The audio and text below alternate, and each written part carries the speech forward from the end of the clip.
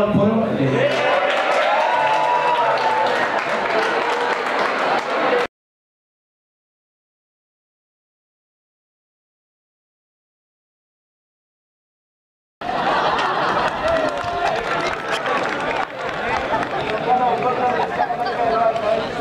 Actualmente se encuentra realizando un doctorado de estudios latinoamericanos en la Universidad de Chile. En 1993 fue jefe del proyecto de cuentas ambientales del Banco Central. Se ha desempeñado como consultor y asesor sindical en temas económicos y ambientales. Es profesor de la Universidad de Chile en la Escuela de Gobierno y fue director del área Estado.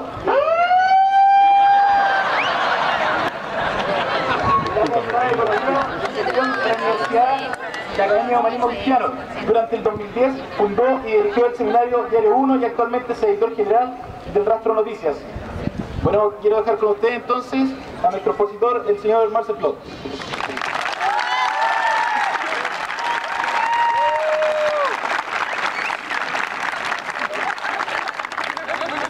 Bueno, muchas gracias por esta acogida, esta calurosa recepción y este interés.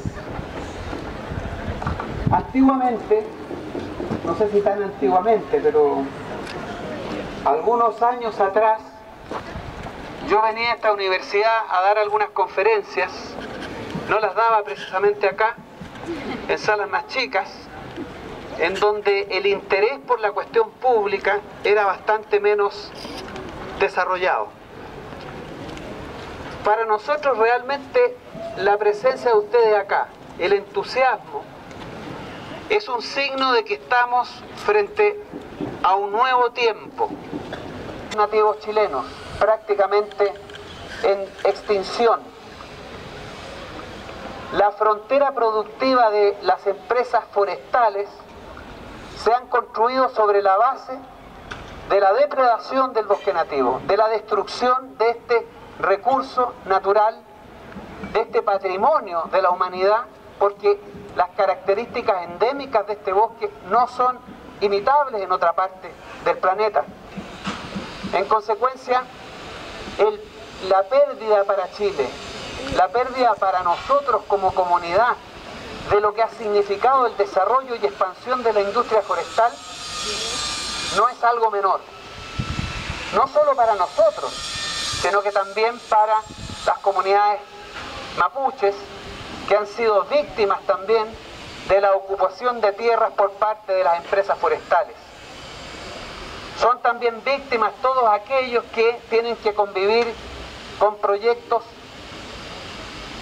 termoeléctricos a carbón o a gas, dentro de los cuales está uno pendiente acá en la zona de Bulnes, que va a significar por lo menos 40 millones de litros de agua de utilización y va a implicar lluvias ácidas, duplicar la capacidad de lo que actualmente existe. Impactos de esa naturaleza no son importantes para el Chile de hoy, porque el Chile de hoy, como ya lo decíamos, está centrado fundamentalmente en la producción de lucro y acumulación capitalista, que se basa en una profunda depredación, por ejemplo, de los recursos pesqueros.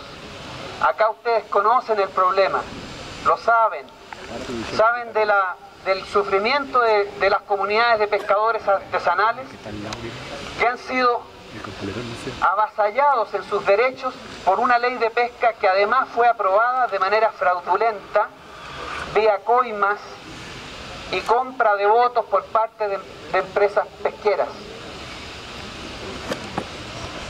Toda la preocupación por el medio ambiente en Chile no es relevante, no tiene ninguna significación, porque finalmente la preocupación por el medio ambiente requiere inversiones, requiere disminuir la tasa de ganancia, requiere hacerse cargo de los impactos ambientales, y eso son inversiones, costos que reducen la ganancia del capital.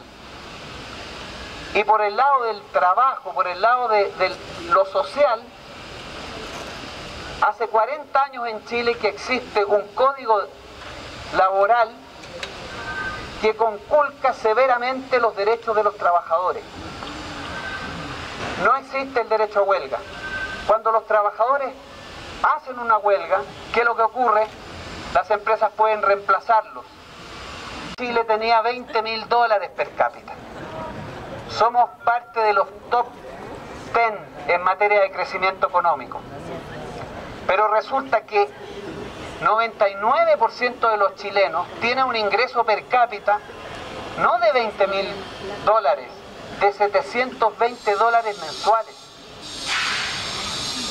Y el 0,1% de los más ricos, su ingreso per cápita mensual es $180.000. Entonces, ¿de qué sirven estos $20.000 per cápita? ¿Qué es lo que nos dicen respecto al estándar de vida de los chilenos? Un ministro, cuyo nombre prefiero no mencionar, porque acabo de almorzar,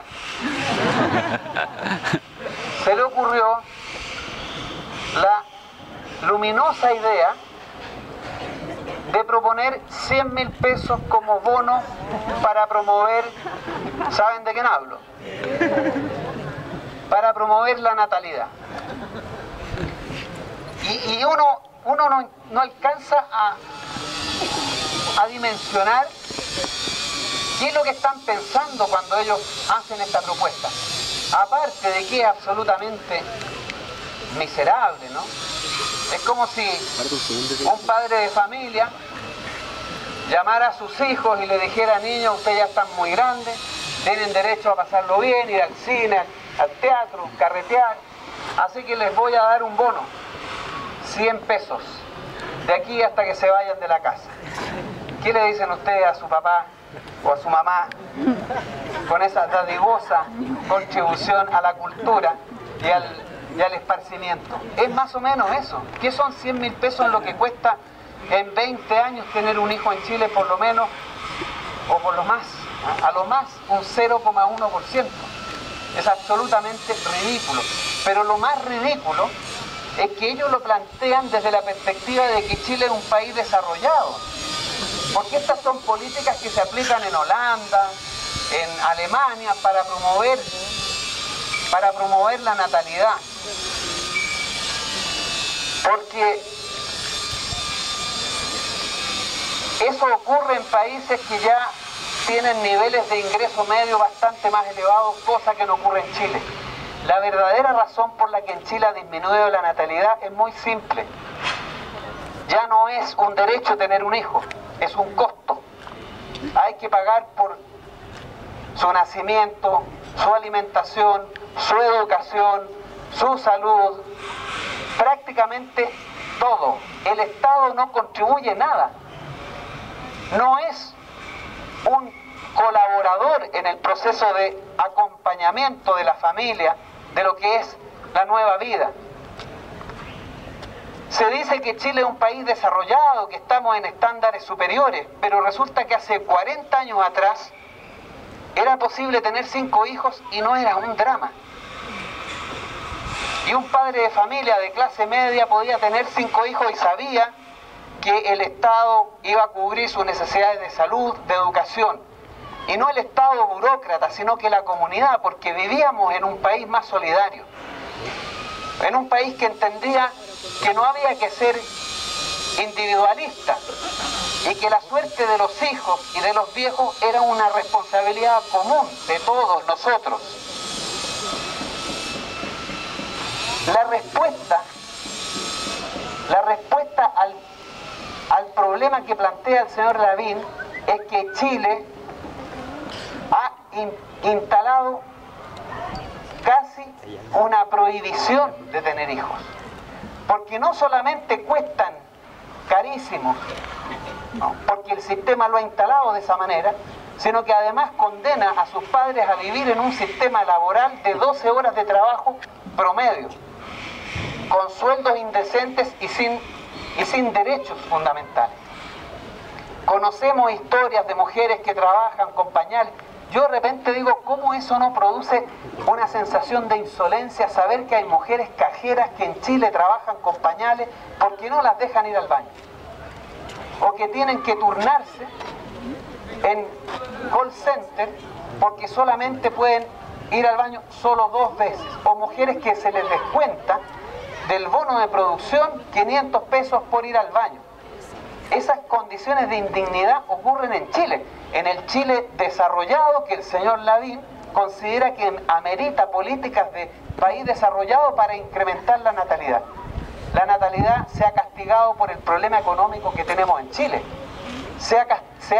Ha disminuido porque simplemente no es factible hoy día crear una familia de manera sana, porque además los hijos no se sabe quién los cuida, porque con 2 personas trabajando por familia 12 horas al día no es precisamente un ambiente apropiado. Y hoy día sabemos que el suicidio adolescente es un dato trágico este. El suicidio adolescente en los últimos 10 años ha aumentado en un 70%. ¿Qué es lo que nos dice de esta sociedad? Una sociedad insana, que no es capaz de construir vínculos o establecer vínculos saludables, sanos psicológicamente. Y eso en materia de los derechos de los niños. ¿Para qué hablar de lo que es el Sename y las condiciones en que viven? ¿Cuál es la preocupación del Estado por la infancia precaria, por la infancia que está en riesgo? No hay preocupación y sabemos que el Estado actualmente está disminuyendo los recursos destinados a eso. La infancia no tiene derechos, los viejos tampoco tienen derechos. El 60% de los trabajadores va a jubilar con una pensión inferior a 100.000 pesos, 60%. De 9 millones estamos hablando más de 5 millones de personas que van a ser condenadas a la pobreza. El sistema de pensiones en Chile, de AFP, ¿estamos cansados?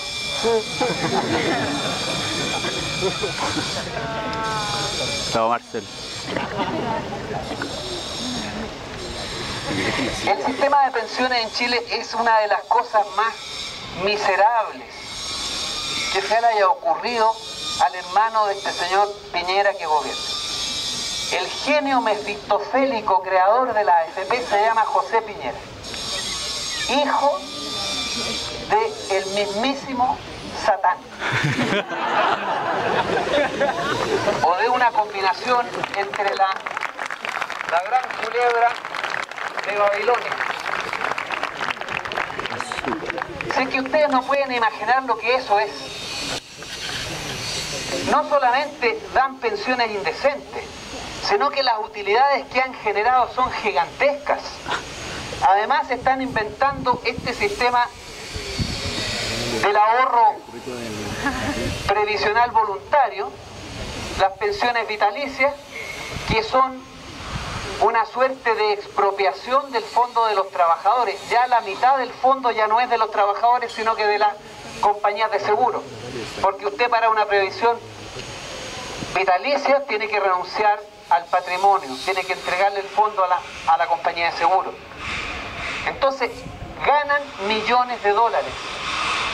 El fondo no lo están gastando, se lo están apropiando, porque con las cotizaciones anuales que todos pagamos, ellos usan la mitad de eso para pagar las pensiones. Les queda un excedente. Además usan todos estos fondos para las inversiones de sus propias empresas. Esto es algo totalmente descabellado. Y más del 60% de los trabajadores va a terminar con pensiones inadecuadas, insatisfactorias. Es un sistema que no da pensiones. La mitad de las pensiones que además pagan la AFP vienen del Estado. Al Estado le cuesta mucho dinero. Le dan una rentabilidad histórica del 2% y le cobran en promedio un 20%. Es que no salva nada este sistema. El derecho a la pensión está consagrado en la Declaración Universal de los Derechos Humanos. Y en Chile ese derecho no está consagrado. ¿Cuál es el derecho que está consagrado ahí? El del capital para lucrar. En materia de salud, el tercer negocio más lucrativo de Chile es el sistema privado de salud. Ni siquiera es un sistema de salud adecuado porque no tienen derecho a la salud dental ni a la salud mental. Y cuando se empiezan a enfermar, los sacan del sistema y tienen que irse al sistema público, que tiene que funcionar con la mitad del presupuesto para el 80% de las personas, que además son las que se enferman, son las mujeres, son los niños, son los ancianos. No funciona tampoco allí el sistema. El problema es finalmente ese. De este país nos hemos dado cuenta recientemente. Yo recuerdo que hace 30 años sabíamos, algunos, lo que iba a pasar con la AFP. Lo sabíamos hace 20 años. Lo sabíamos también hace 10 años, pero solo en los últimos, a partir de lo que fue el movimiento estudiantil el 2011, se empieza a configurar en Chile una nueva realidad. Hasta el 2011, nosotros funcionábamos con la lógica del capital. Había que ser ganadores, los que nos iba mal éramos perdedores, había que ser empresarios, había que vivir para sí mismo, estaba bien esto de los negocios, la AFP, bueno, es lo correcto, pero es a partir del 2011, cuando en Chile se produce una gran toma de conciencia, básicamente por lo que ocurrió, es decir, un movimiento social, el movimiento estudiantil, que fue, por decirlo así, la válvula de escape, el fusible a través del cual la sociedad se expresó, porque los trabajadores no lo pueden hacer hoy día, dado que son víctimas de la represión. Estuve la semana pasada acá y pasé por un supermercado en Chillán. Me contaban los trabajadores en huelga que para hacer su sindicato tuvieron que hacerlo clandestinamente, con señas.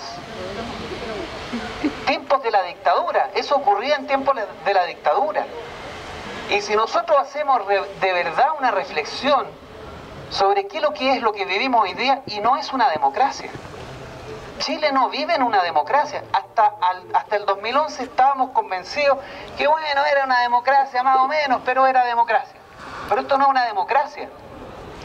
No puede ser democrático un país cuya legislación, cuya constitución, cuyo ordenamiento jurídico central fue hecho por 7 personas designadas por la dictadura en función de la moral, de la ideología, de la filosofía y de sus conductas privadas de un señor como Jaime Guzmán. Todos nosotros hoy día vivimos, nos organizamos, pensamos, elegimos nuestros parlamentarios, participamos en el sistema de previsión, educación y salud en función de lo que este señor escribió hace 30 años. Eso no es una democracia, porque además esa constitución fue refrendada en un plebiscito ilegítimo, sin registros electorales.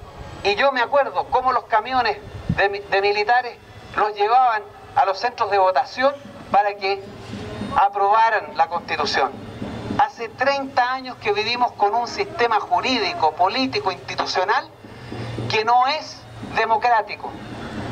Y si esa ley fundamental no es democrática, la sociedad chilena no es democrática. De ninguna manera es democrática. El sistema binominal no es democrático. Si no, fíjense en lo que pasó con este senador, destacado senador de la República, don Camilo.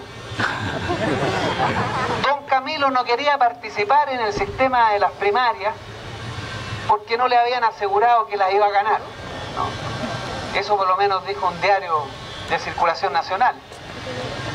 Pero además, ¿qué es lo que nos muestra eso? Que finalmente los que eligen los parlamentarios son los que hacen las listas parlamentarias. A nosotros nos llaman a ratificar esa elección que hacen en las oficinas centrales de la Alianza o la Concertación. ¿Y quiénes son estos designados? Aquellos que de alguna manera le parece bien al poder, porque quienes financian las campañas políticas son los grupos económicos. No solo las campañas políticas, sino que las votaciones en el Parlamento. Y además lo financian con nuestros impuestos, pues. porque cada vez que ellos hacen un aporte a una campaña, después llevan un certificado de impuestos internos y lo descuentan del pago de impuestos. Entonces nosotros le estamos pagando las preferencias electorales al señor Luxe, al señor Mate, al señor Angelini y todos esos santos señores de la corte celestial que tenemos como mandamases y dueños de nuestra vida, porque son dueños de nuestra vida. Desgraciadamente, son dueños de los hospitales donde nacemos, de los cementerios donde nos entierran, de las escuelas y universidades donde estudiamos, de los supermercados, son dueños de todo. Este Chile, la gran salitrera que somos. Bueno, la toma de conciencia surge el año 2011 y surge una toma de conciencia generalizada y hemos entendido que el problema son las pensiones, la educación lucrativa.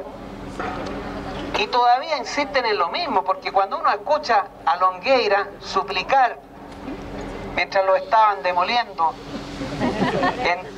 en tolerancia cero, suplicarle a los chilenos que no cambiemos el sistema, que esto ha sido tan bueno, hemos logrado tantas cosas. Sostienen que la educación pagada, universal, gratuita, pagada por el Estado, es un beneficio para los ricos. Y por más que uno les explique, se los demuestre con peras y manzanas, dale con lo mismo. ¿Cómo va a ser regresivo financiar la educación con el sistema tributario cuando nosotros recaudamos los impuestos de quienes más pagan, de quienes más generan ingresos, y finalmente los que no tienen suficiente ingreso no pagan? No puede ser regresivo. Claramente es a la inversa, es un proceso solidario.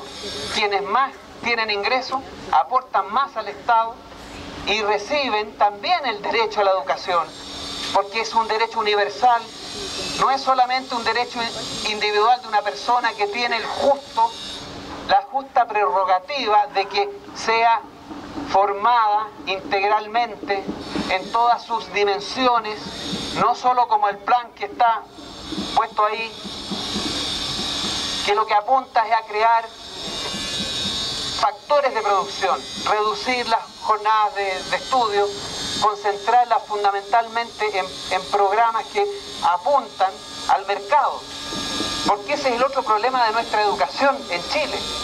No estamos formando ciudadanos, no estamos formando personas con cualidades artísticas, técnicas, políticas.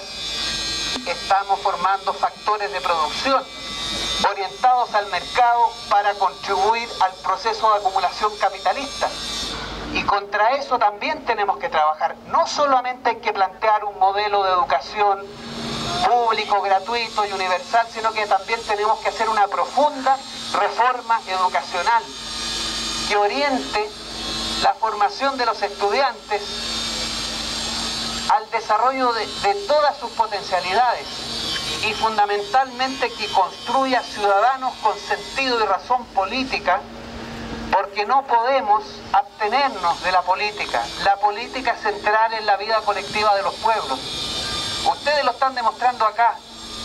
La política define todo.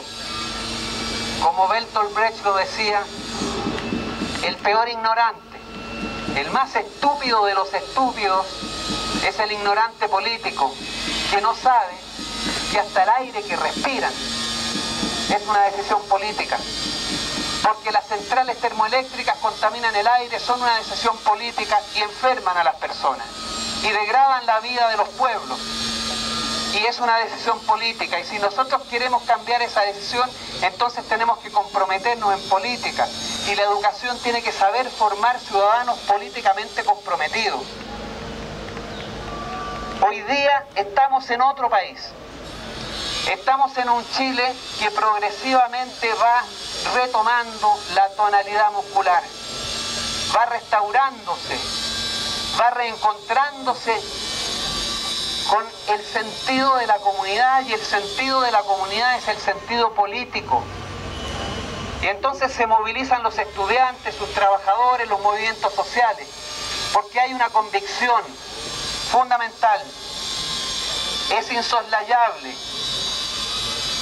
No se puede seguir posponiendo el mandato de construir en Chile un proyecto político distinto, un proyecto político centrado en los derechos, en el derecho a la salud, en el derecho a la vivienda digna.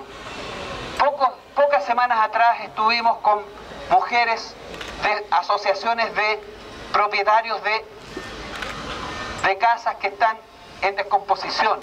20 millones han pagado por esas casas. Costaron 4 millones. 16 millones de lucro por cada casa.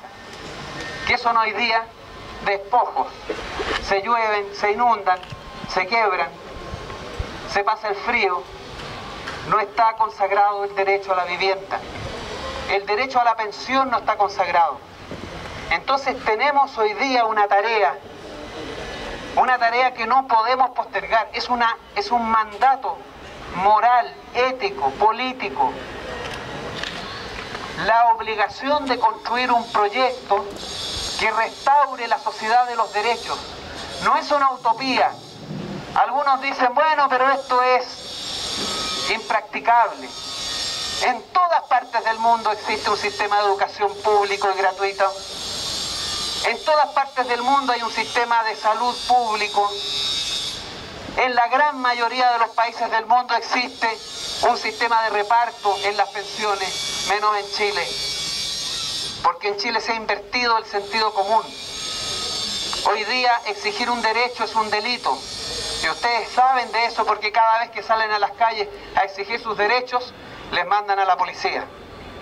Recado de amor del presidente de la República. Os quiero, os amo, ahí tienen a la policía. Preciosas señoritas que le regalan agua por si tienen sed y los conducen en su marcha para que no se produzcan disturbios. Exigir derechos es un delito. Los trabajadores cuando están en huelga no les pagan sus salarios. No les pagan sus salarios.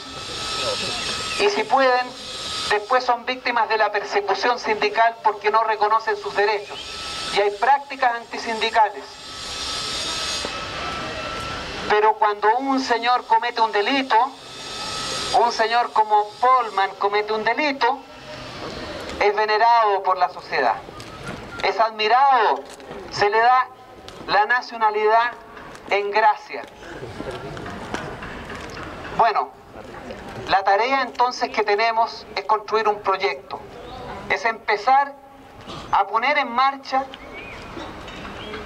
el poder constituyente, la esencia de toda democracia, la voluntad popular.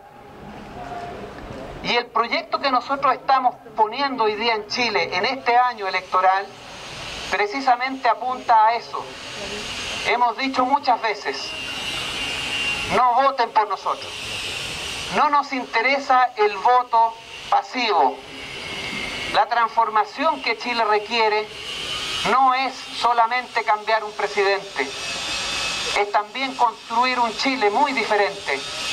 Un Chile centrado en los derechos, pero eso no lo hace un presidente, no lo hace un gabinete, lo hace un pueblo convencido de que tiene la oportunidad histórica de ponerse a marchar en la dirección correcta. Y la dirección correcta no está escrita en ninguna Biblia, es la dirección de los derechos, de la dignidad, del reconocerse como legítimos otros, como personas dignas de respeto. Nosotros en Chile hoy día somos nada más que un costo, y todo costo tiene que ser rebajado. No somos personas dignas sujetas de derechos, y lo que tenemos que construir es un proyecto centrado en los derechos. Eso requiere una nueva constitución, una constitución basada en una asamblea constituyente de elección popular y directa, cuyos representantes sean fieles reflejos de lo que es la sociedad chilena. Y el 50% tienen que ser mujeres y el 60% delegados de regiones, porque el 60% de los chilenos viven en regiones. una nueva constitución que va a haber que defender en las calles, que va a haber que presionar al Parlamento, al sistema judicial, al Poder Judicial, para que reconozca el derecho de Chile que en un plebiscito exprese su voluntad mayoritaria de tener una nueva constitución, porque la esencia de la democracia es la voluntad popular, y si el 90% de los chilenos quiere una nueva constitución, ningún poder institucional puede negarse, sin caer en una ilegitimidad profunda y una desestabilización política mayúscula. Y fruto de ese proceso constituyente, de poner en marcha la voluntad popular, tenemos entonces también que instalar definitivamente un sistema de educación pública, gratuito y universal, que consagre el derecho a la educación integral y no a la producción de factores de producción.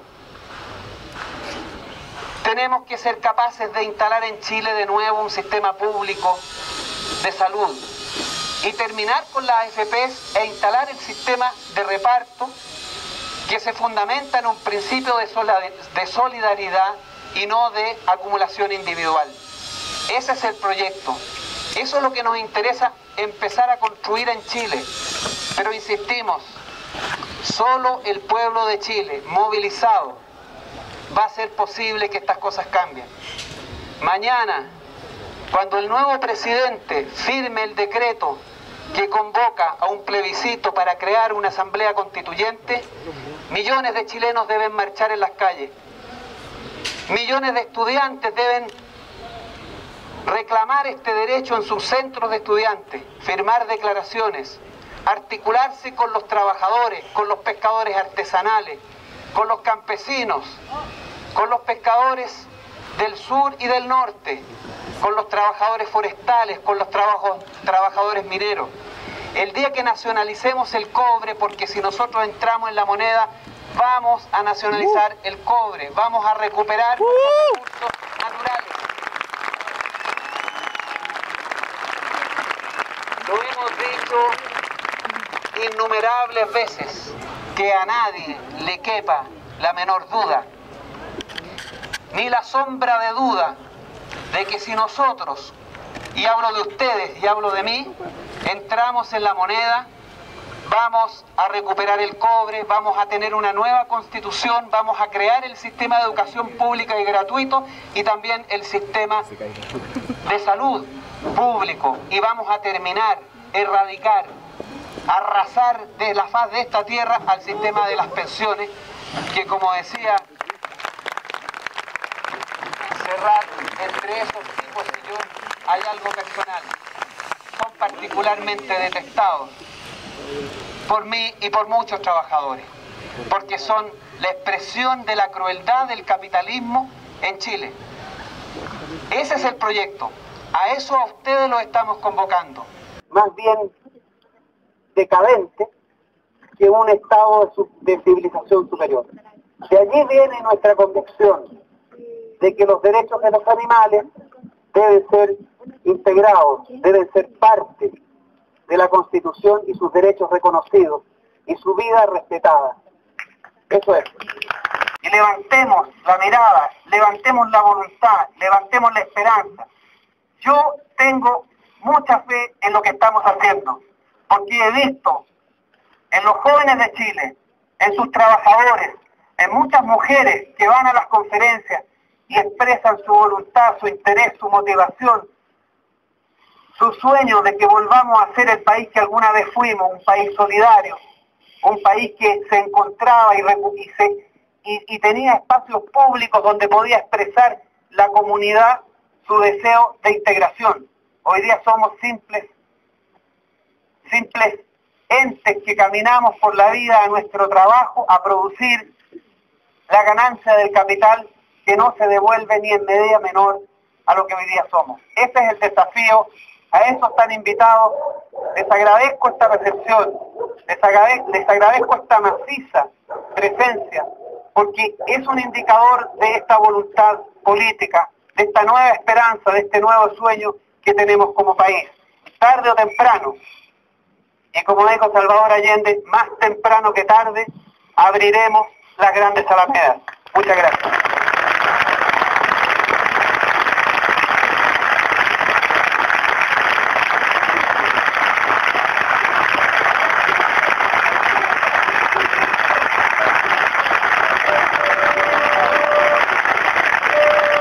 Vamos a ver entonces para que puedan hacer preguntas al público. Vamos a empezar por este lado y nos vamos